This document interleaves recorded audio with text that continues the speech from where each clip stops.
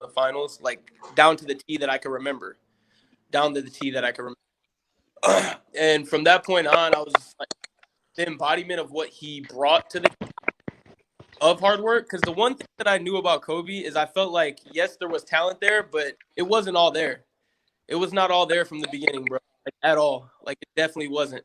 And that goes back to all air balls, like everything. Yeah, facts. But I'm going to just correlate it into my life experiences, like, really quickly here. Because this past summer, I felt like I had a lot going on. Ralphie knows more than anybody. I feel like I had a lot going on, bro, like a ton. And this kind of happened on, I think it was like the night of anniversary with my ex. And bro, I was faded. I was like crying. I was a mess. I was like, man, this is the worst thing that could have possibly happened. I don't think anything could have been worse than that. Besides maybe your family, your parents, your grandmother passing away or something of that nature. But I don't even over exaggerate it to say, like, because I think Paul George said something familiar in his All the Smoke interview, was that he's watched the quote every day. I'm not even bullshitting y'all. If y'all go through my videos right now, literally just Kobe Bryant, like hella time videos. So in the beginning of the summer, in around August, I weighed about 225. Broke up with my ex, like hella shit happened, bro. It was the worst shit that was going on. I felt like in my life at the time, he passes, etc. Just a fallout where I was like, what I'm gonna do. And so I think it was every single morning since August, I had a couple of clips that I would rotate and it would jumpstart me right away.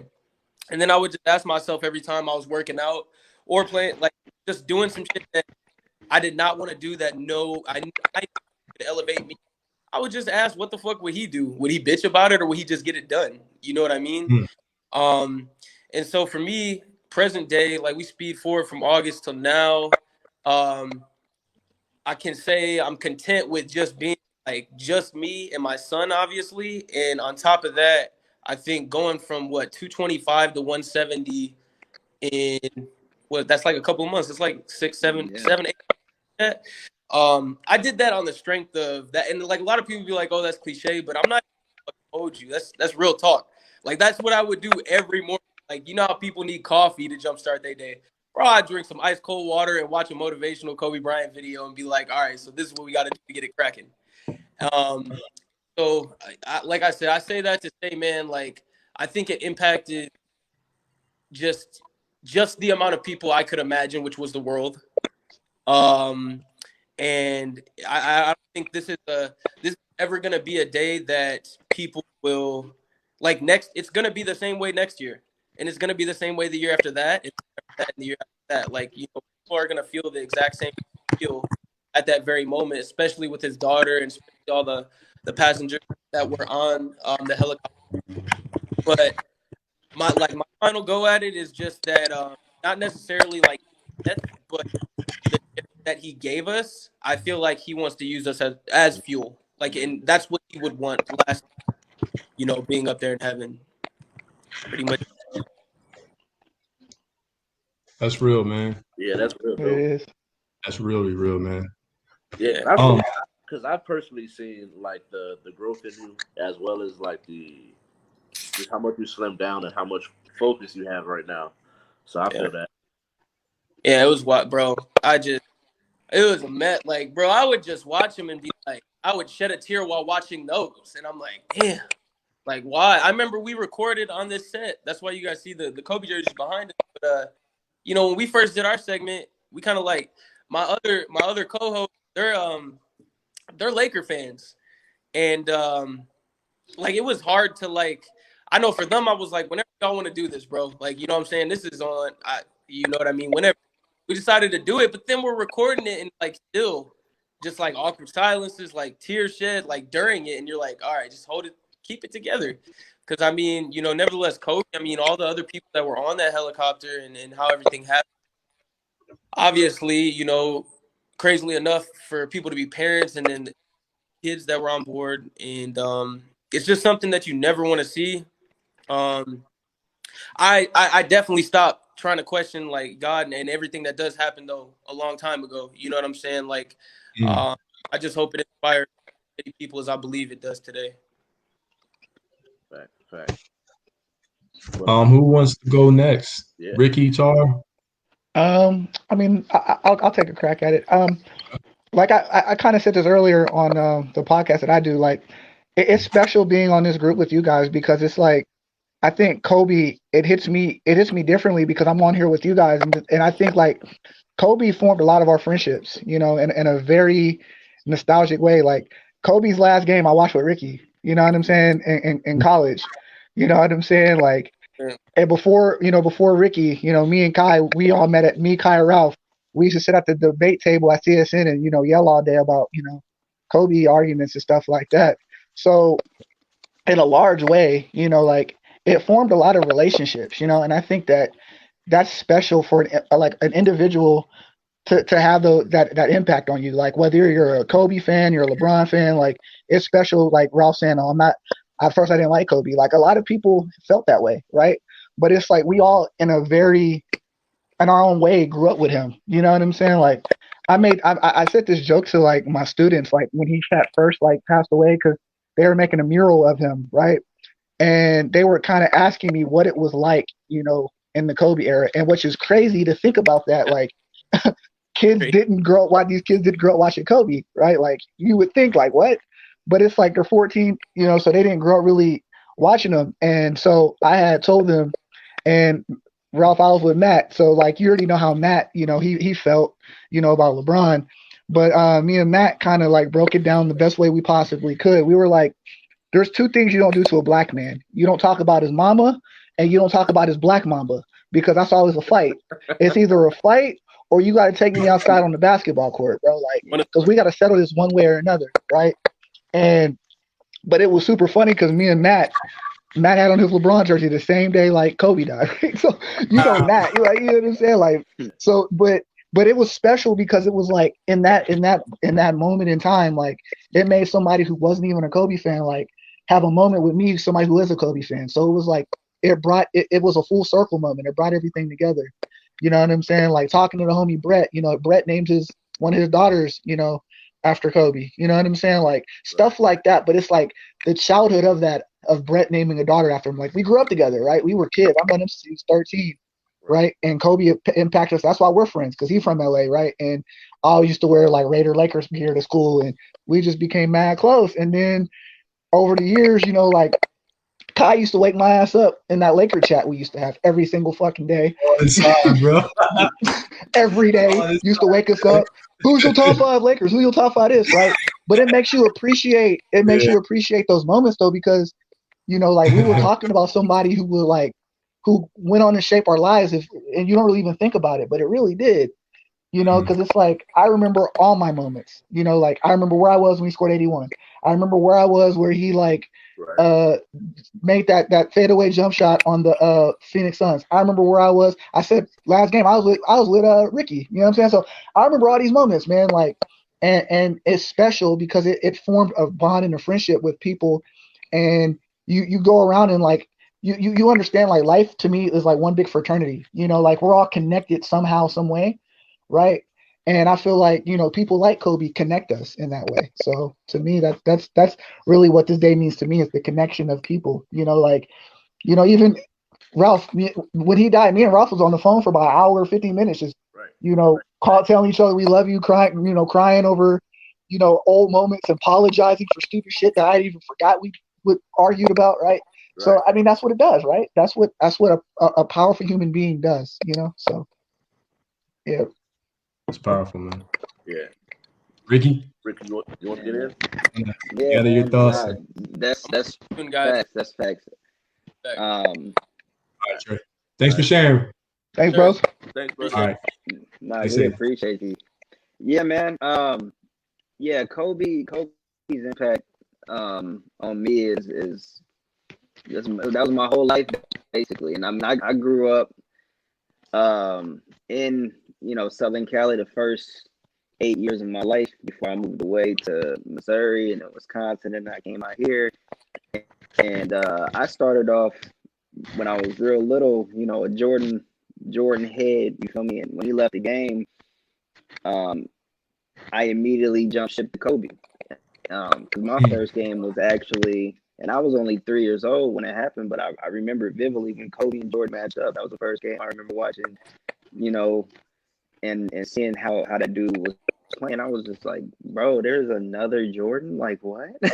You know, so like seeing Jordan win his last two, and then he left, and when like literally it was just like, all right, well, I'm a Kobe fan, you know, and I'm a Laker for life. Like I didn't even have a team. I was just Jordan. When he left, I was Laker after that, and from that point on, it was Kobe all day, every day. You couldn't tell me nothing different. I used to, you know, be in elementary school talking like, man, he's the next Jordan, blah blah blah. You know, like You already talking my know. stuff. You know, had a little mini, you know, afro because he had an afro, and then just watching how he worked. Like he literally worked for everything. Like and that drove me with everything that I did. And I can vividly remember the 81-point game. I literally after that, me and my neighbor, shout out to Alan, he was a Celtics fan. And this was he lived across the street from me. So me and him would, you know, just battle it out on the court every day and try to prove, you know, our loyalty to our team and our players. He was a Paul Pierce, I was a Kobe, and you know, I got a lot of them wins doing Kobe moves, Kobe-esque things. He will tell you the shots that I was sitting there taking. Mind you, you know, I'm only 5'6", and he was older than me, but I be hitting the fadeaways, the up and unders. We used to have slam dunk competition. He used to lower the rim, and I'm under the legs trying to, you know, just emulate everything that I saw Kobe do. Mind you, I wasn't a prophetic basketball player, but anytime I play Allen, it just upped my game because I wanted to show him what Kobe was. You feel me? So like. I think through me, he became a Kobe fan as well in some way, shape, or form. And then just like Tar said, like everything leading up to the 80 or his last game. I mean, me and Tar was sitting there crying and hugging each other. Like, you know, that was the best game I've ever seen in my life. Like, I don't care before or after, even the 81-point game was like Kobe was that guy for me. And he really taught me how to work. Like if you want something, you gotta work for it, you know. So that Mamba mentality, I mean, I even caught that before Mamba mentality happened. You feel me? So it's like, and mind you, that 81-point game, I played the game. We didn't play 21, we played 81, legit. And I made sure I won that game. Like you feel me? Like I'll never forget. Like everything, every highlight. Like just like Tar said, I remember exactly where I was when those big Kobe moments happened. Even when it came to that Achilles injury, I was in college in the dorms watching the game, and it's crazy because I the way he was playing in that game when he tore his Achilles, I was looking and I was like, I feel like something bad finna happen. And I told my boys this, and sure enough, he tore his Achilles, and I was like, damn, like you know, because he was trying to will his team to the playoffs, you know. And I mean, they did, but yeah, he had I just gave everything he had, bro. Yeah. Like Soldier. those moments just showed me, you know, how you supposed to go after, you know, whatever it is that you're passionate about, and really your purpose. He knew his purpose, and you know, the day he passed, which is actually, you know, my mom's birthday today as well. My whole family is Laker, you know, Kobe lover. So that dinner last year was just, we didn't even really speak. Like we went out to Texas Roadhouse and was barely talking. They had the Kawhi, the Raptors, or not the Raptors, the Clippers was playing that day.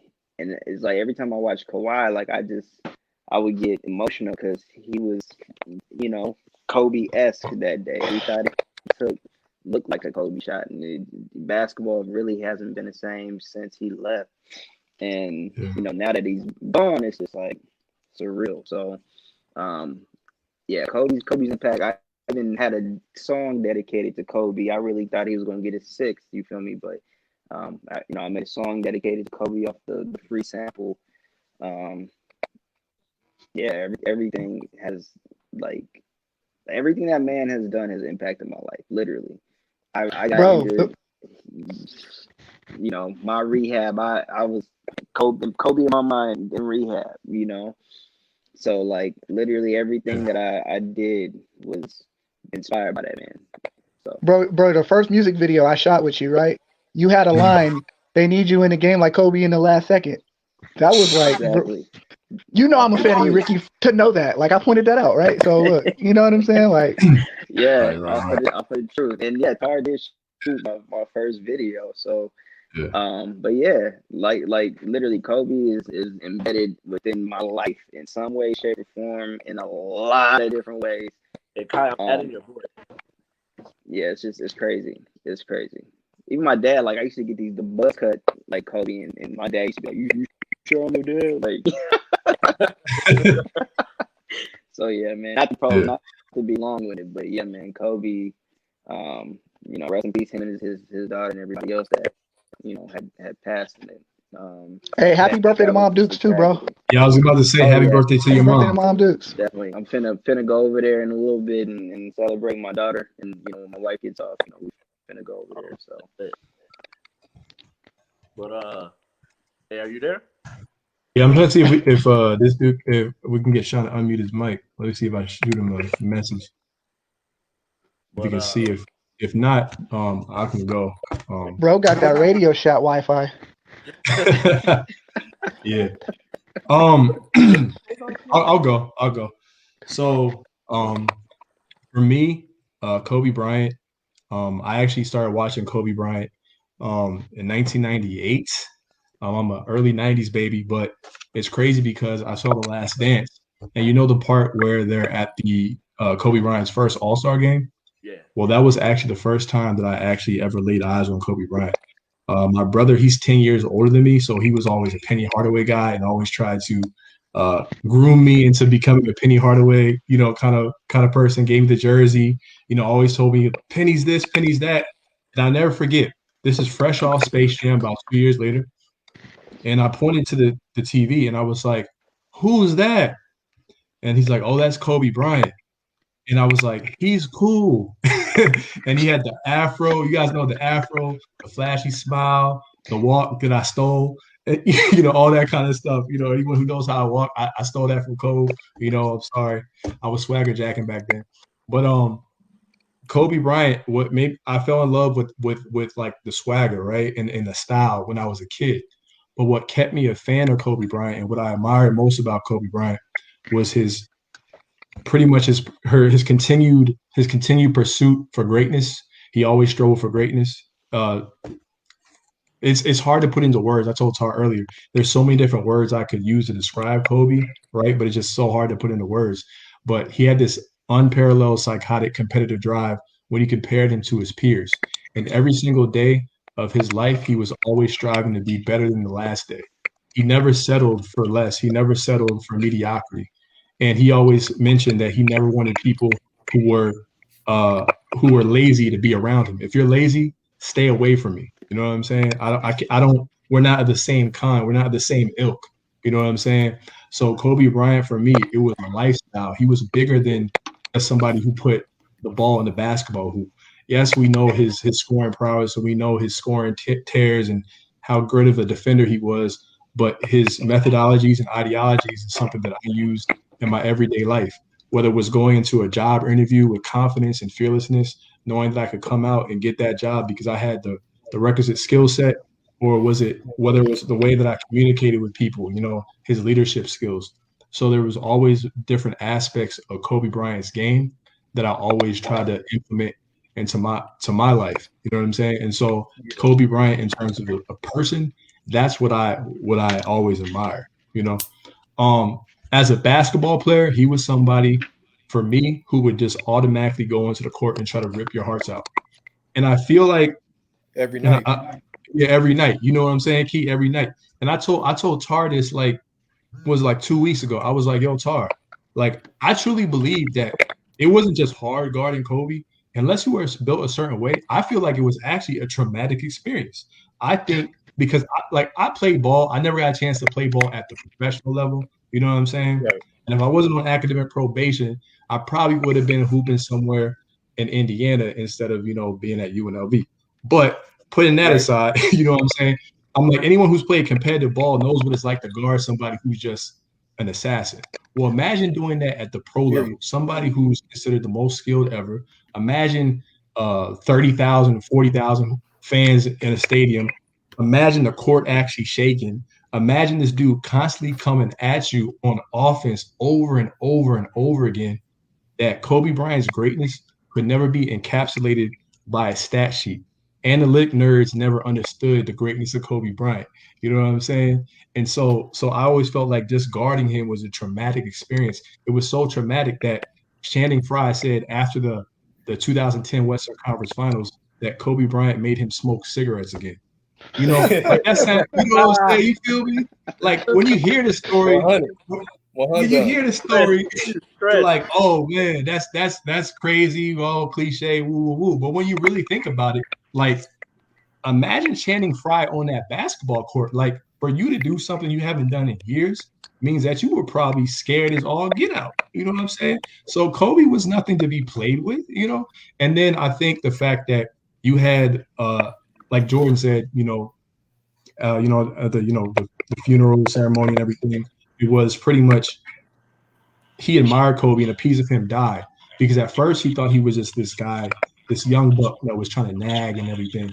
But then he saw Kobe as this person who was like, wait, you're just as cursed as I am, and you're trying to take this mantle, you know what I'm saying? But you have the shoulders to carry it, you know what I'm saying? And I feel like when we had Trey in here, we had Ralph in here, you know, over time, people started to see that. They're like, okay, so that was what Kobe was about. He wasn't faking it, you know what I'm saying? He really was about that hard work, you know, that grassroots work, you know, every single day.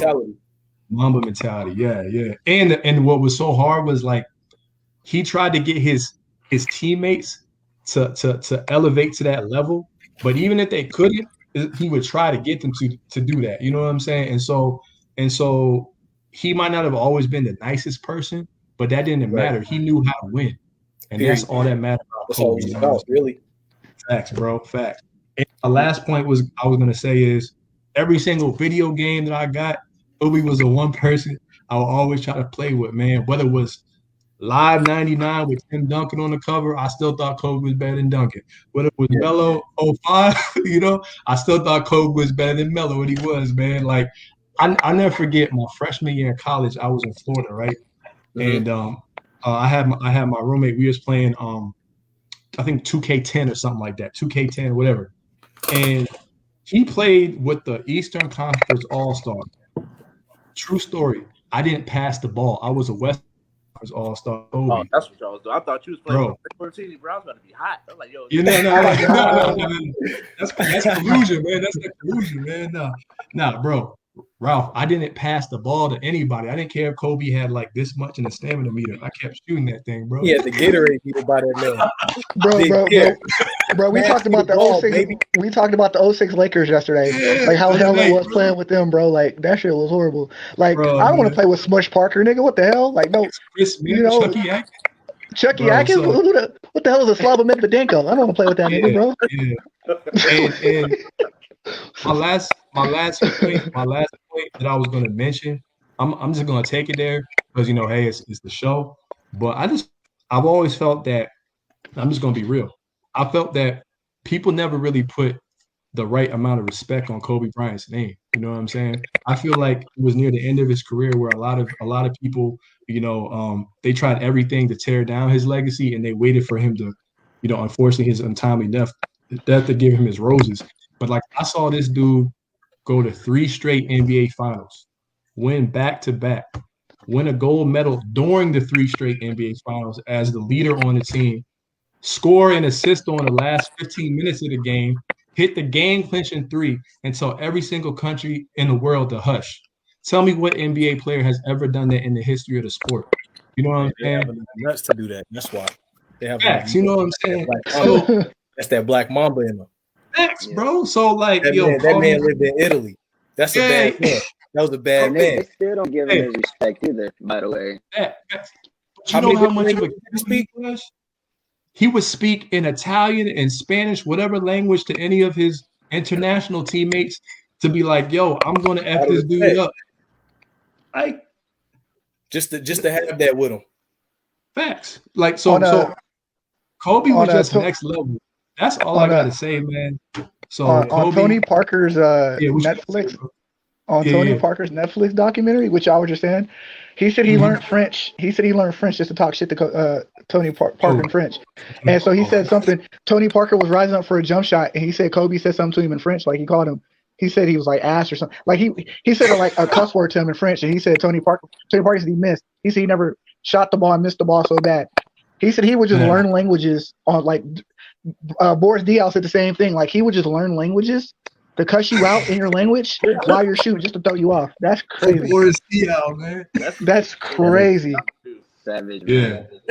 But that's all I have to say, bro. Like, and I'm like when I forgot who it was that mentioned the Achilles. I think it might have been Ricky. If anyone mentioned Achilles injury or whatever, but when he tore that Achilles, bro, I think every Laker fan, every Kobe fan, bro, almost shed a tear. I was like, what? Kobe? Bro, that was the second word. That was bad as D Rose to me. That was those were two injuries that I was just like, that was bad as what was his name? Correct me if I'm wrong. Kevin Ware, Louisville. Okay. Oh yeah. But with his bone happened so close. They happened so close together. I think it was 12, Rose 13. You know what I'm saying, or whatever, however it went, and it was just those was heavy. It was just like those was basketball injuries that were just like, yo, to you. Because Kevin Ware is supposed to be next up coming to the league like that before that injury. Yeah, you already we expected Kobe to just go off that year or whatever, and then we expected D Rose to go to the finals. Facts. And it was just so bad. It's just like those are tough to come back from, and they still did. Kobe still had that farewell, and people still gave him his respect. You know, Rose still playing right now, like you know what I'm saying. Which is crazy, man. Like Rose. Wait, hold on. Rose ain't playing right now, is he? D Rose? Yeah. Who he with? Yeah. He with the Pistons. Yeah. I just see him bringing him in. Yeah, I'm mad about that. I'm not happy about that. I'm not happy my guy's wasting his time there. I'm not really happy Blake wasting his time there, but you know, not to get off the subject of being, but you know, you good. Those was injuries. His injury was just like those was one of the three like we got back to back. It wasn't something that nobody expected, and everybody when it happened, it was just like, dang, what's next? And he still didn't get the respect that he should have got coming back playing how we did on his last year.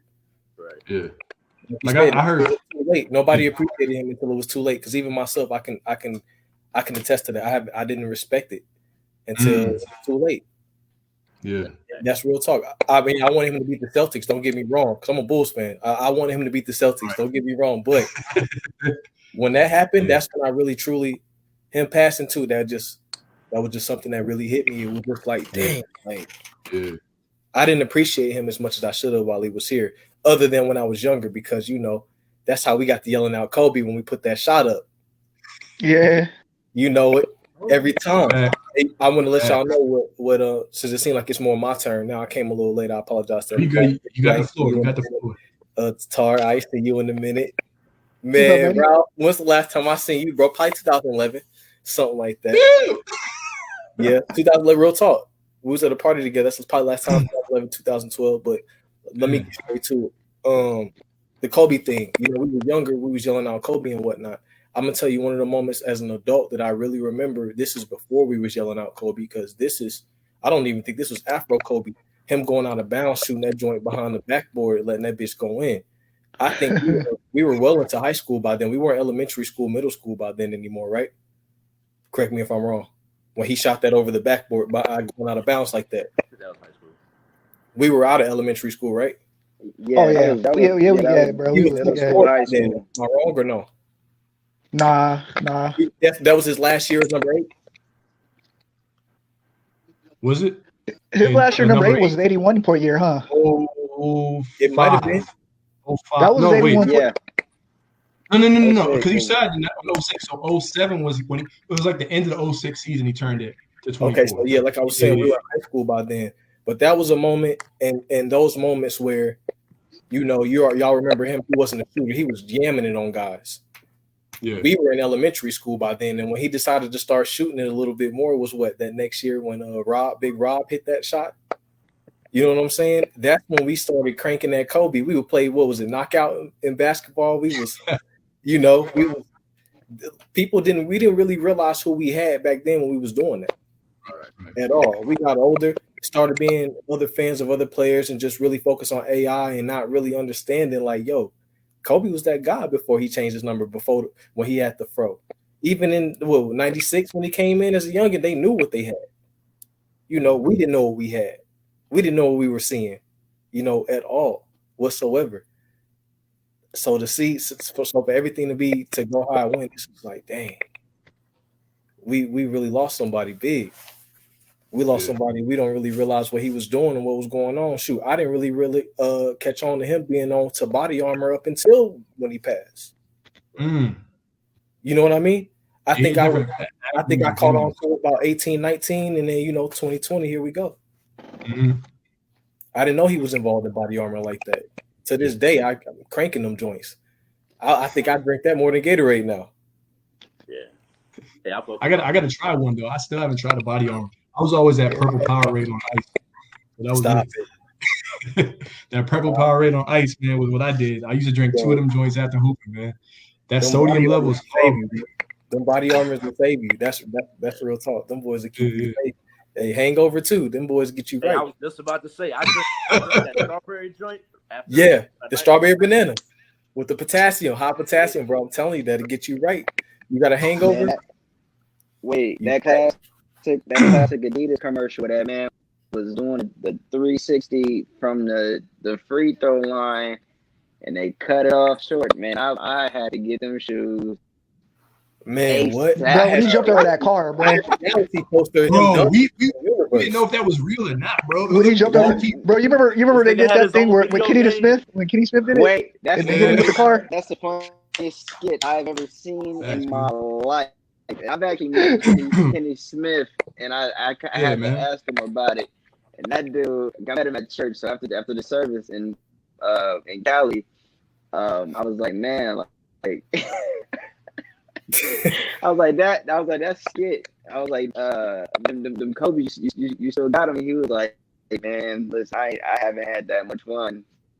He was like, and it was all because of Kobe, you know, like, he was like, yeah, man, I still got me a pair.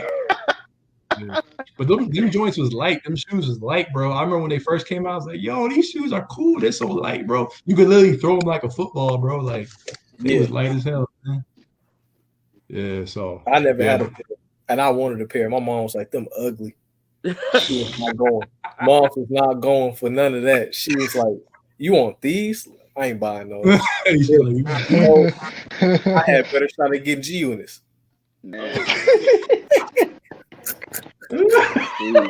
It's over. She's not giving. Wasn't going, bro, and I wanted them, but I did get that. Like I was saying before y'all had started talking, I had a poster. The Sean Carters. Yeah, I had some Sean Carter. Let me find out you had a pair of them the Hurricane games, bro. I swear to God. I never had a pair of those. I never had a pair of the Hurricane games. Them shits disgusting, bro. Like, ooh. Reebok and the Bulls, man. Nah, I didn't have a pair of them neither. It was Levi's. I didn't have a pair of them. I had a pair of Shaqs in 5th grade though, so I can't front, bro. Which one, the Reebok or? I think Shaqs, man, $9.99. Every black person had a pair of Shaqs. Yeah. I had a pair of P. Millers. Oh Lord, was decent too. How did that?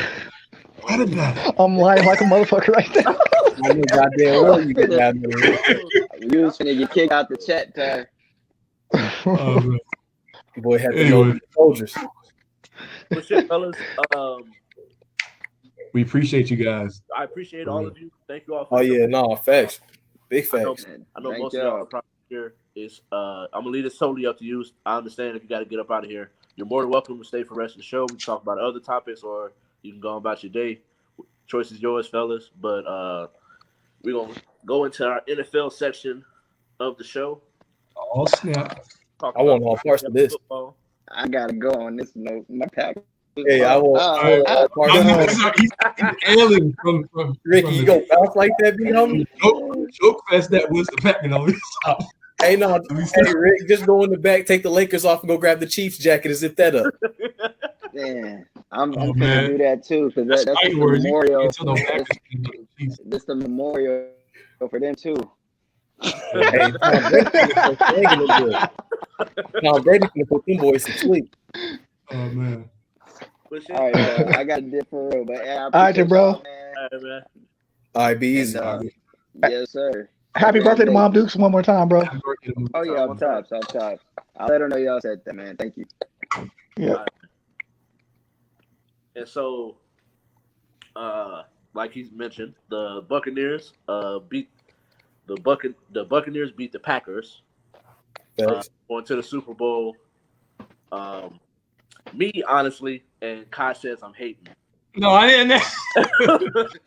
Kai says I just knew what angle he was taking. That's all. Anyway, like he played really well in the first half. Yeah, that's true. I feel like he played like crap in the second half. Although I want to say in the second half that was when Mike Evans dropped a pass that ended up being a interception. But like outside of that, I'm just fan. Like I feel like the defense is what really what saved that game for them. I'm not even gonna really go into it because I feel like the refs was point shaving as well. But hey, that's to be said another time. Do you think Tom Brady is getting the credit he deserves, or should people be talking more about the defense and how well the defense played? Okay, so pretty much being objective and not biased about this, yes, Tom Brady is one of my favorite quarterbacks, but I believe that anytime you're the quarterback of the team, you get an oversaturation of praise when you win and probably sometimes little of the blame when you lose based off of your resume. So if Tom Brady was a Jared Goff situation, they would be crucifying him through the fire. But I feel like sometimes the media lives in the past, and so I feel like the defense actually should get a little more credit for this victory.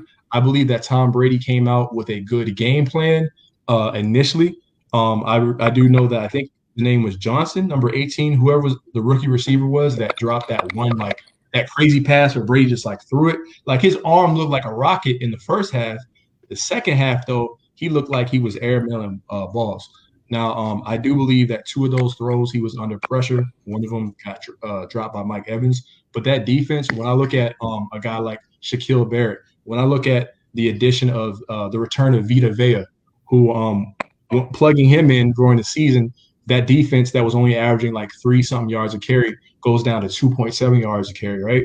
So I'm looking at Levante David, a guy that's able to easily get around the left tackle. They don't have Bakhtiari anymore either. So I have to give the defense credit because they were able to force turnovers.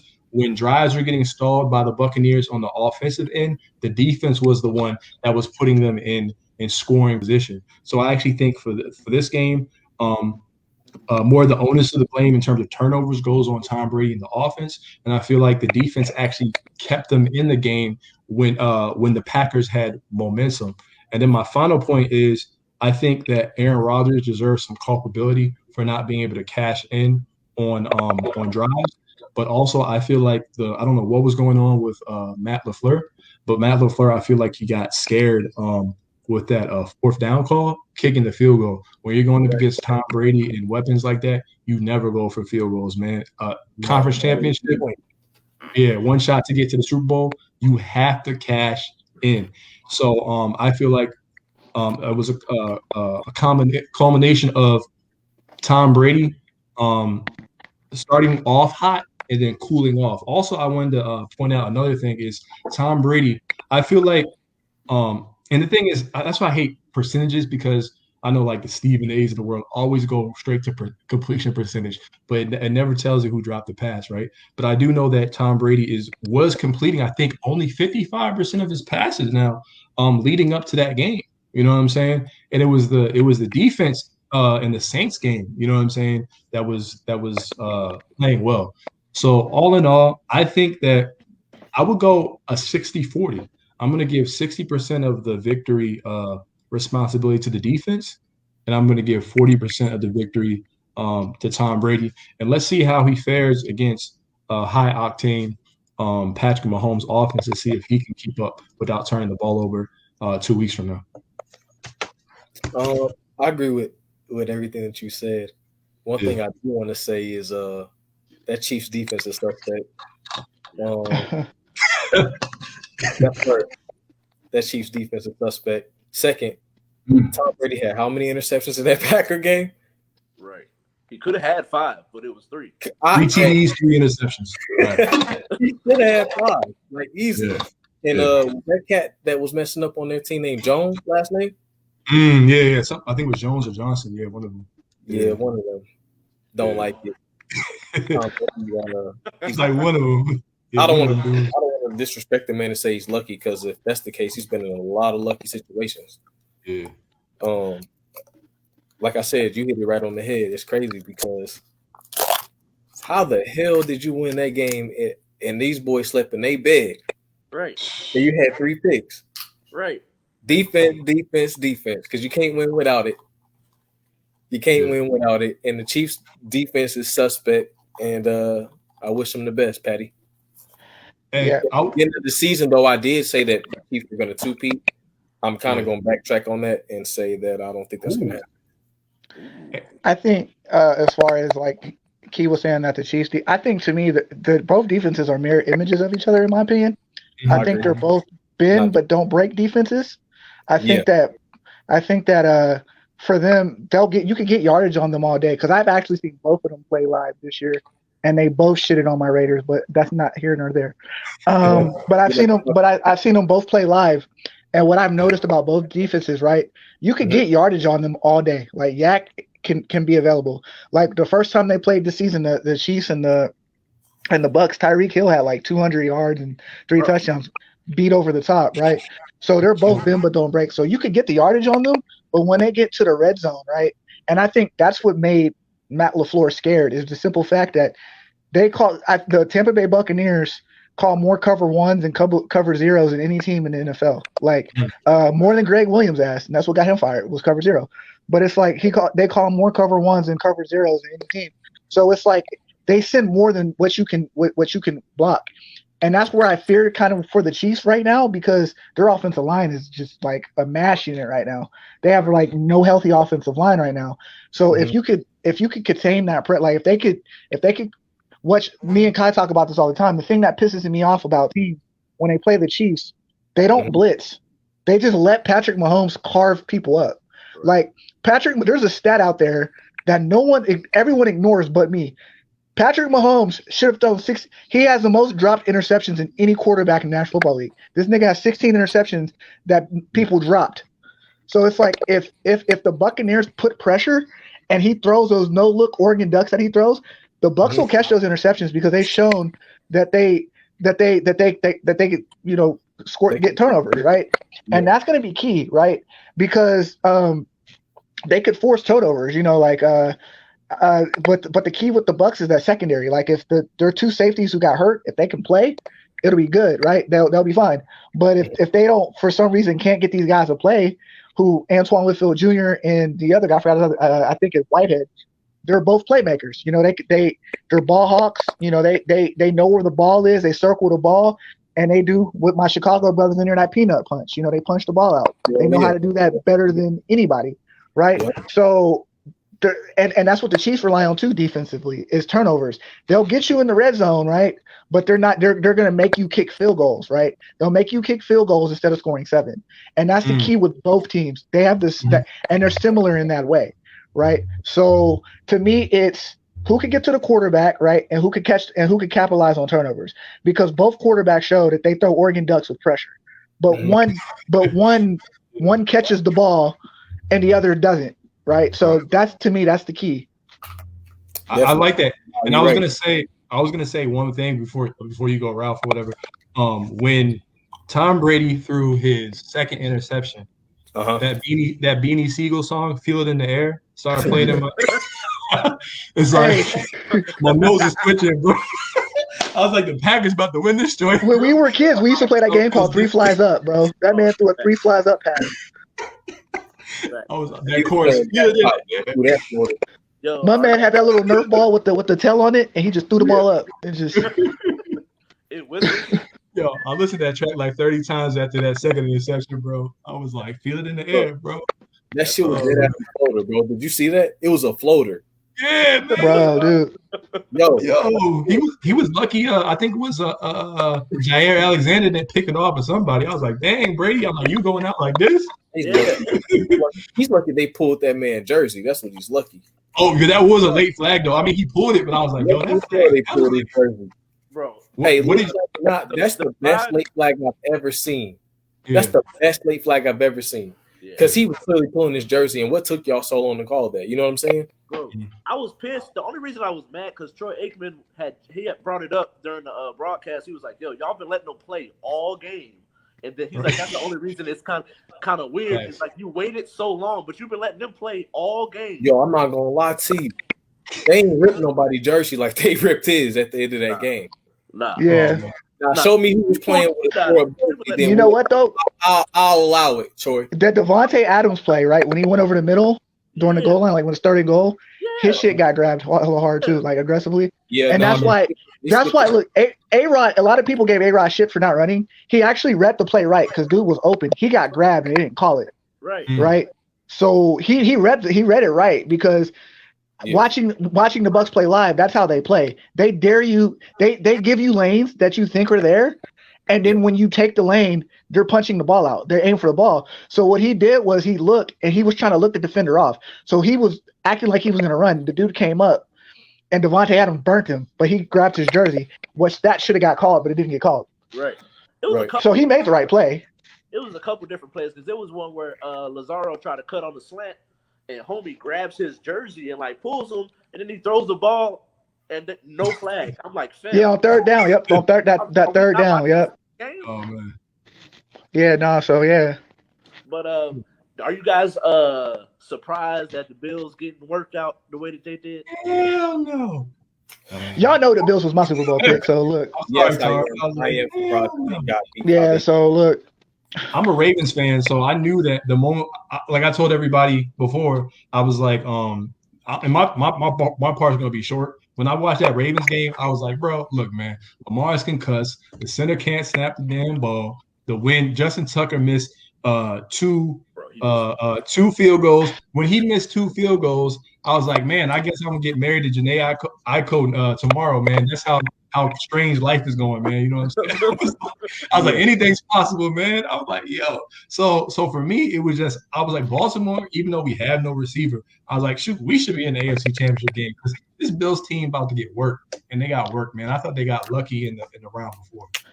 What do you guys have on that, Tar? I think personally, look, I can't stand, and we're gonna get into this. I cannot stand the way teams play the Chiefs, bro. Like, first and foremost, the Browns the Browns should have beat the Chiefs, and I'm explaining to you why.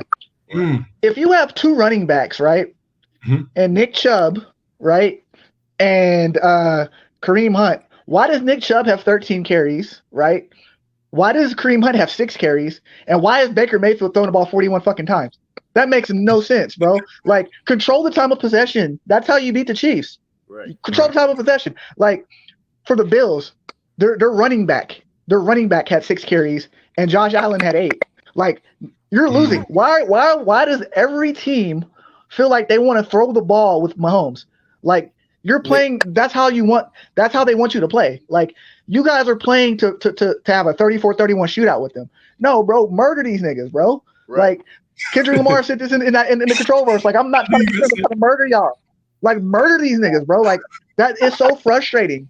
Like, murder the Chiefs. Like, they always throw with them. And when I said their defense is bend but don't break, that's what I mean. Like, their defense, they'll hold you to 3, right? And then they'll score 7. They'll hold you to 3, score 7. That's exactly how that game went, right? They gave them the yards and then kicked the field goal. Like, if you control the time of possession, if Patrick Mahomes ain't on the field, he's not going to beat you, right? Run the damn ball down their throat. But it's like, if you see how they lost, shameless plug, Raiders. How did the Raiders beat them? We ran the ball, right? We threw the ball deep in the first half, and then we controlled the time of possession going on 16-minute drives that they wasn't going to stop, right?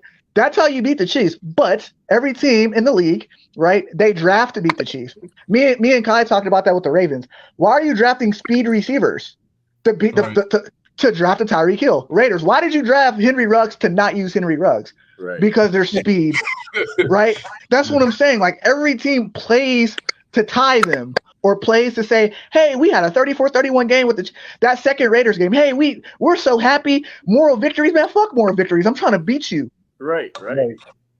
Like, that's what I'm saying. Like, I hate how teams play the Chiefs, bro. Like, the Browns piss me off, bro, because the Browns have the formula to beat them. Like, you have 2 running backs. Run them bitches to death, right? I don't want to see Baker Mayfield throw the ball 41 times. He has no business throwing the ball 41 times. No business. So that's my thing. Like, I hate how teams play the Chiefs. Hate it. What are you saying, Ralph? I'm sorry. Yeah, right here. I was saying, like, there's not a team that you want Baker Mayfield to be throwing the ball 41 times. Oh, hell no. They thought it was Texas Tech, Oklahoma, bro. That's what they thought it was. No. That's what every team does. They think it's Texas Tech versus Oklahoma, right? If Patrick Mahomes scores 4 touchdowns, my quarterback's throwing 5. No, they can run the ball. Facts. Right. They think they're going to throw 700 yards on them, but that's like, run the ball, bro. Like, and look, Kai, you're the ultimate Ravens fan. What do y'all do every time y'all play the Chiefs? Here's what we do: we start running, and in the second half, we're in shot. Pass. Yeah, when do the Ravens ever pass, bro? Yeah, but the thing is, hey Tar, I'm glad you mentioned that. I was gonna bring this up, right? If you guys Google, I know it off my head, but if you guys literally Google, check the Ravens versus Chiefs box score and look at the stat, right?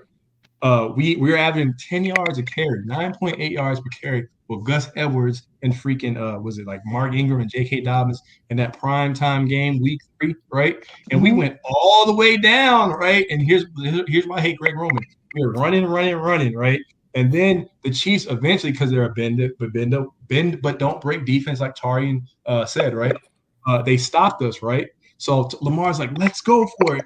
And John Harbaugh's like, no. And so we kick the field goal. And then the next possession, Lamar's in shotgun. And we're throwing to tight ends. And the Chiefs are like, that's like you're playing chess. And one person has the queen. And you have a TBY stuffed animal. Like, who's going to win? The queen. Like, you know what I'm saying? I'm like, so we're always in the losing situation. We go away from our identity, man. It's like run the ball down their throats, bro. But anyway.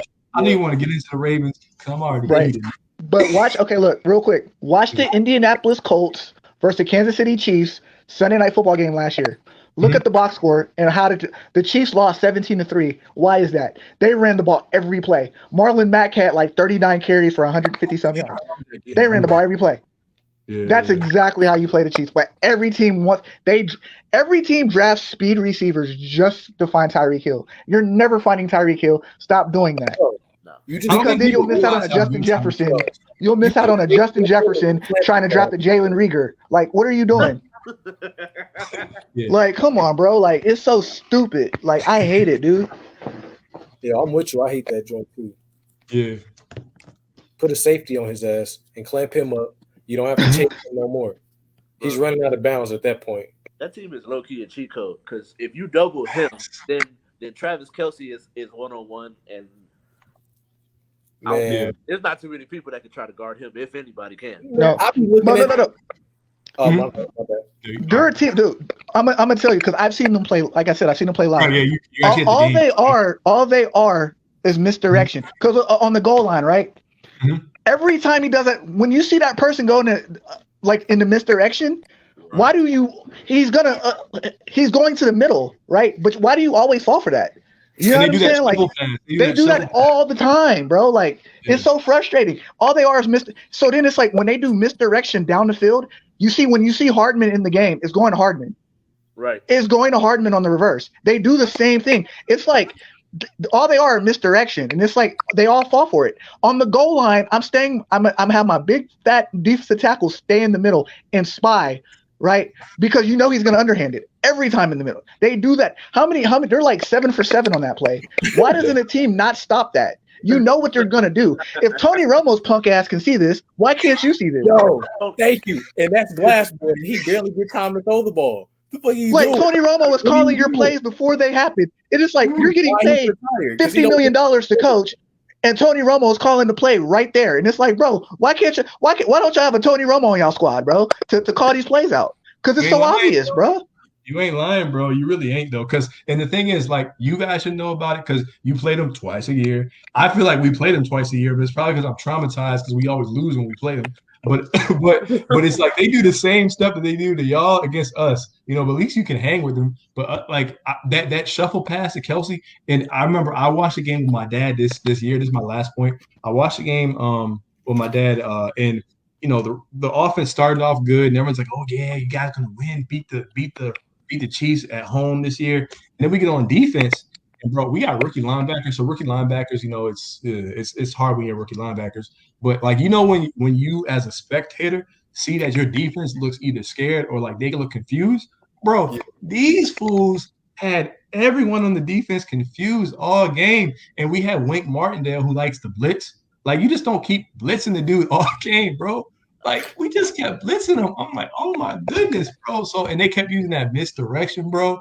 And what did I do? I hit up Ralph, I hit up Utah, and I hit you on the voice message. I probably left you like 30 messages. I was like, bro, how do you cope? That's what I said, bro. Like real key. I was like, how do you cope, bro? I was hurt, bro. What'd he say? What was his answer? On God, bro. On week 10, I almost quit my job. Like I literally sat there and I was in the press box and I watched this and I'm just like, I'm sitting there, as God is my witness, Raiders defensive coordinators, right? Like near me. And I almost faded this nigga, like, cause I'm sitting there, like I'm seeing this stuff, and I'm like, if I see this, and I'm sitting there like saying it loud, like so he could hear me. I'm like, yo, misdirection, hella loud. I'm like, McCole Hartman. What happens? It's going to McCole Hartman, and they don't stop it. He runs 50-some yards. I'm like, dog, this is the most. Like, how do y'all niggas get paid for this? Like, it's the most obvious thing ever. Because I can help you. You know what I'm saying? Like these Bears, man. I'm ready. I'm screaming over here. I'm like, hire me. Hire me. Bro, like it's so crazy. Like I'm sitting and I sit there and I call it, and then like my coworker look at me like, how did you know that was gonna happen? Like, nigga, it's the most obvious thing ever. You know what I'm like? It's so obvious. Like, so it's like when he stumps his foot twice, right? When he Matt Ramon stumps his foot twice, they're going in motion. Tyreek Hill's in motion. He's beating you deep. When he does it, he stumps his foot once. He's going to the middle, and there's a slant. I called like, bro, like I'm calling their offense, and I'm like, bro, what are you guys doing? Like, how do you not see this? You know what I'm saying? Like, it's so crazy. Like how these NFL teams they're so scared of the Chiefs. Like, I don't understand it. Like, they're a good team. They're a juggernaut. They're fast, but it's like, come on, dog. They're scared. They play scared. I don't like it. They play scared. Exactly. Like, you know another thing? It's different when we used to be student athletes or athletes in general. We used to play. We stopped. We know this. We've been watching this and we've been involved since we were kids. Right. A lot of these people have never broke a sweat involving sports in their life. Right or wrong? Yeah, for sure. Like involved in this. So how do they know what we know and why do we know it? Because they don't see it. They never played the games like we played the game. They weren't in the game literally. Like, you know what I'm saying? They I know like the Raiders defensive coordinator, that nigga shaped like the penguin from the Batman movie. I know that nigga never played a sport in his life. So I could definitely tell that nigga never played shit in his life for like, bro. He played as a fat guard, and you can get boy, like, nah, dog, like you can go get a big guard all day. That's nothing. That nigga was a running back. He ran back and forth to get the Oreos. Nigga, like, what the fuck? No, he made sure that Gatorade was on full. Like, dog, like that, it's so frustrating, dog. It's the most frustrating thing though. Like, but yeah. Yeah. All right, that was beautiful, man. That was beautiful. I appreciate you guys' insight, man. Yo, as you a Bears fan, right? Say what? I'm sorry. Yeah. You a Bears fan? Yeah. It's sad. It's a sad thing. My pops was talking to me the other day. He was like, "Yo, I got a question for your podcast." I was like, "Ah, for sure." So it's dope to have an actual Bears fan on here. Okay. He was like, "Yo, as a Bears fan, can you trust your management team to put the players and the people on the field that they should going forward, or have you just lost all?" No, that's why I need a job. That's why I need a job. Don't know. I don't trust them boys. Because if I did, we would have Pat Mahomes. Right. Okay. If I trusted them, we'd have Deshaun. And if we don't have Deshaun by this January, if Deshaun is not on my team by mid-July, I don't trust them boys, and they need to call me. I'm gonna make sure I get my name out there as much as possible so that they know they got somebody that they can. So he's gonna be. So you think that's gonna be your quarterback next year? Deshaun? I don't think. Do you want that, or is that what you think is gonna happen? I ain't gonna lie to you. I really think it's gonna be Stafford, but Oof. Yeah, Oh, man, I you think guys I'm not mad at Stafford being my quarterback. allergic to prosperity. Yeah.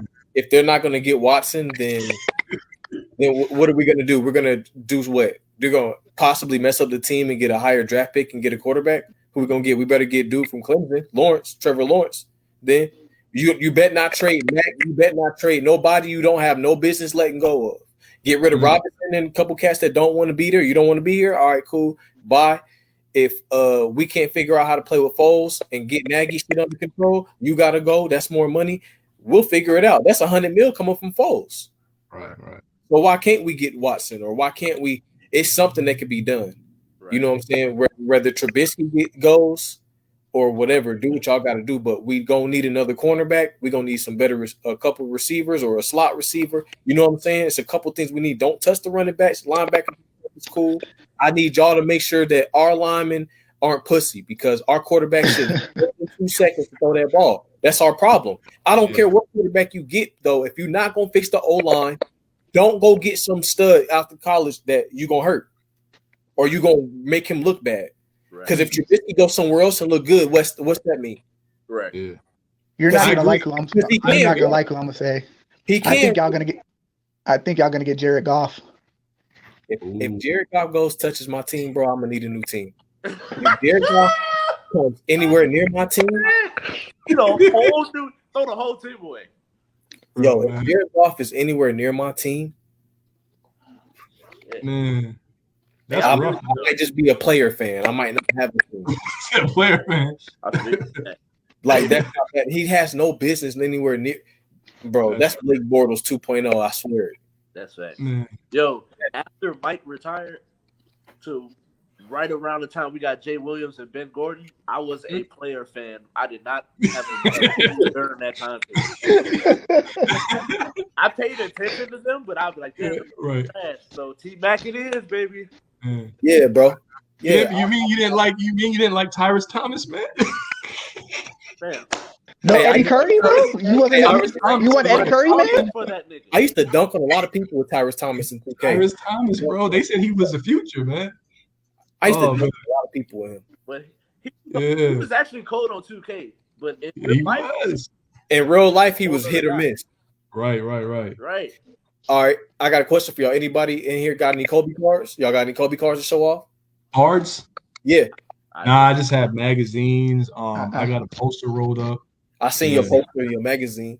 Yeah, I posted my. I don't know if there's anything to really brag about, but I got a card.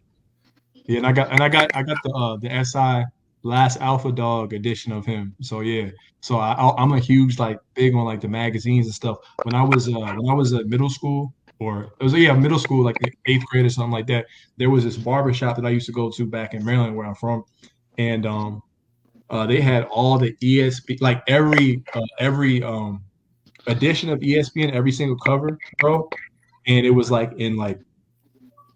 wrapped up on this wall. It was hella dope, and they had the Kobe, different Kobe versions, Olympic Kobe, bro, the ones with the afro, man. It was lit, bro, hella lit, man. So yeah, I'm a huge on the magazines because I feel like the covers and everything they last forever. Plus, I like the interviews, the player interviews and the insights. So that's me, man. I wish I had some Kobe cards though. I knew on his last game. I don't know if you guys heard of this, but remember when people were selling all this stuff from Kobe's last game, confetti and stuff, bro?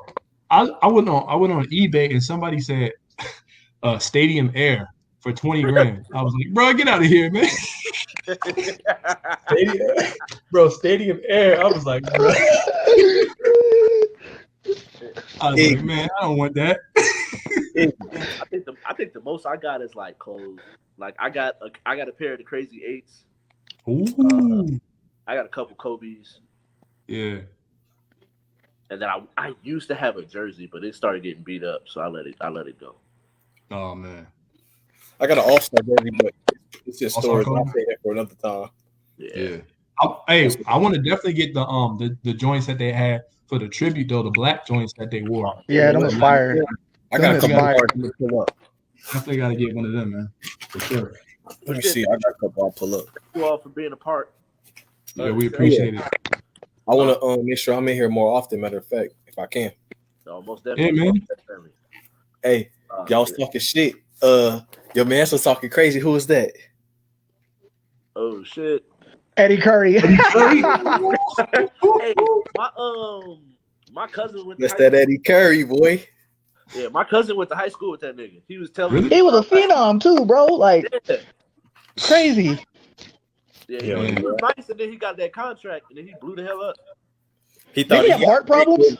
That's what happened. He got too big for his britches. Then he had heart problems. He got out of shape. That's what happened. Hell no, you can't be that fat and then get to thinking you're gonna be running up and down like that, bro. That's what happened to Anthony Bennett, bro. That's exactly what happened to Anthony Bennett. Hey, what did I tell you, Tar? I said I went to UNLV and I never heard of Anthony Bennett. Like, I'm not lying. I never knew him. Like when I saw he got drafted, I was like, who? Like that's crazy. I knew more about. He was a hooper at UNLV, dog. Bro, I didn't. But I thought he was, bro. I didn't like him. I did not like him at UNLV because look, bro, like yeah, I'm a Maryland fan though, so that's why. Nah, I seen him play when he played us. When he played UNR, bro, like, oh man, bro, like he to be a number one pick in the draft and to get busted by an African dude. I don't know where. Hey, Ali, you my guy, bro. I don't know where you are in life. Salute to you, but he had no business busting him like that, bro. Like that's crazy. That is crazy, bro. Like my man's had to have like 18 and 10 on Anthony Bennett, bro. Like show you this Kobe card. I don't want to take it out because I don't want my dirty hands touching it. Yo, wow, man. Oh shoot, you got the whole collection. Yo, that's that's fire. How many racks you want for it, bro? I'll start right now, man. At that point, literally, when I first met Tar when he was going to Silverado, I think I was in that Foothill. I pulled that out of the box at Toys R Us on Black Friday. I got like 3 boxes. They was on sale. I pulled that shit out of there and that dirt out that same box. That Skybox box. It was from Toys R Us. I got rookie Sean Kemp right here too, but it ain't Sean Kemp's day. It's Kobe's day, so he don't get no Sean. Yeah, facts. He don't get no Sean. What my man doing that? I think I got 1 or 2 more beans in here. Let me see.